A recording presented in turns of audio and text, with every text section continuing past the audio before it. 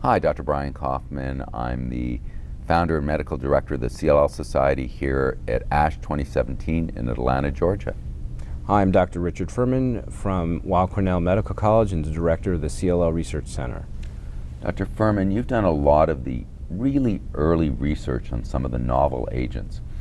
And another one of the novel agents that isn't yet approved for CLL is Acalabrutinib. And you have some experience with that, and there's some abstracts and some papers that you were one of the major investigators in. Can you tell us about that and what's important from a patient to know about that?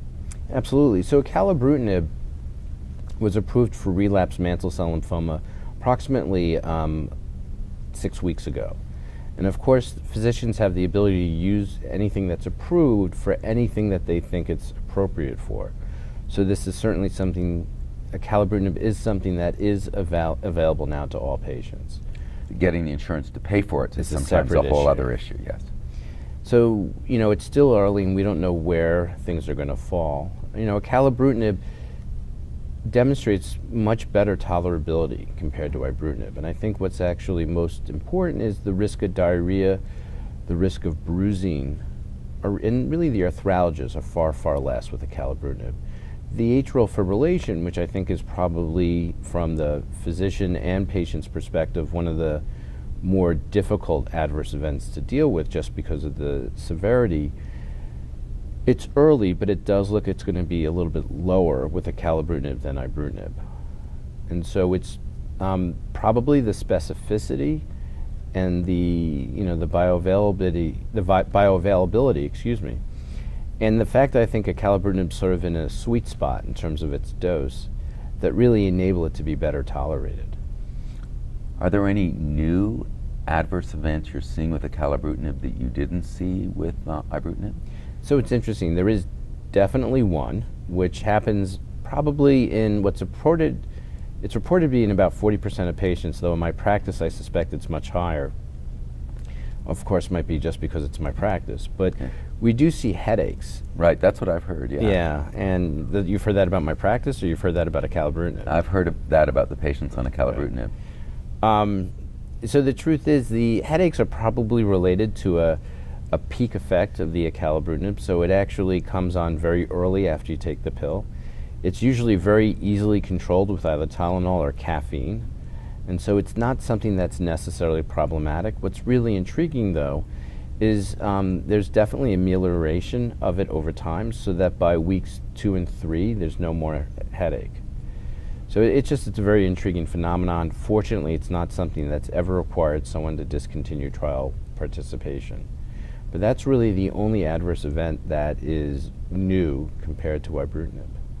And the dosing would be twice a day rather than once a day with ibrutinib. Is that what you envision will be the approval for CLL? Yeah, so there's definitely been a lot of investigations into once a day and twice a day dosing. By pharmacokinetics and pharmacodynamics, basically looking at the blood levels and the enzyme inhibition, twice daily dosing is necessary for full effect, and so that's really the way to go. One of the differences between Acalabrutinib and ibrutinib is Acalabrutinib really doesn't have any ability to be dose reduced. And I don't really see that as a problem because I really can't think of a single patient who we've had to dose reduce with the Acalabrutinib. I think it's obviously important to push on and get patients treated, and that's philosophically very important. But other than that, I think, Acalabrutinib is always going to be 100 milligrams BID, and I don't expect that to change, or there to be any benefits to a different dosing system. And I know it's very early and there's no data released, if I'm correct, in comparing Acalabrutinib to ibrutinib in terms of efficacy, but does your gut tell you that it seems to be just roughly the same efficacy, the same kind of response rates and durability of responses with ibrutinib? I know it's very early. It's very early, and we can definitely say that the response rates are very comparable. I mean, the durability is absolutely what's going to require the time to be able to make that determination. So that's something we will see over time. Now, there is a randomized trial which just recently completed accrual comparing ibrutinib to Acalabrutinib. in high-risk patients, so 11q and 17p deleted CLL patients. So we will have some data down the road, though of course it's designed as a non-inferiority study. So it won't really tell us if one's better than the other, but it would certainly tell us if they're equivalent or not. Any final thoughts that you think patients should know about the Acalabrutinib research that's going on right now? No, I mean, I think it's always great to have additional agents in our armamentarium, and I think that Acalabrutinib is a very nice addition. Ultimately, what I think is going to be the most important paradigm for treating our patients, which is not a new thought, is really just combination therapy. So it's the idea of combining these new agents with other most likely new agents really are what I think would make will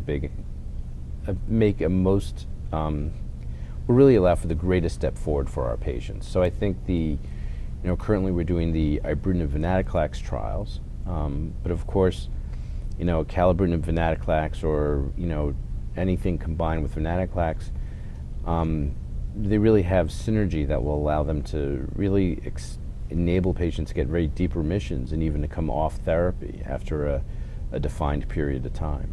Well, that's certainly exciting, and I think that's, what I hear here is that the combinations we're in the very early stages of combining these medications, and we're starting to look at safety and efficacy and very, very early, and we're also starting to look at MRD negativity and maybe the ability to stop the medications. It's all very preliminary, but this is a direction that I'm very excited to see the research moving in.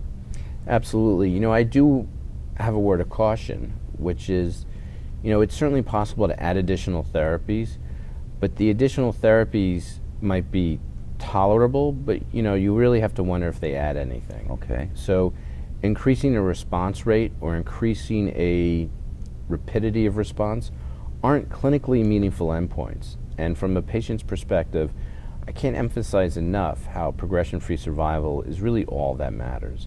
So it doesn't matter if you're MRD negative by 6 months or if you're MRD negative by 6 years. If you get there, you get there.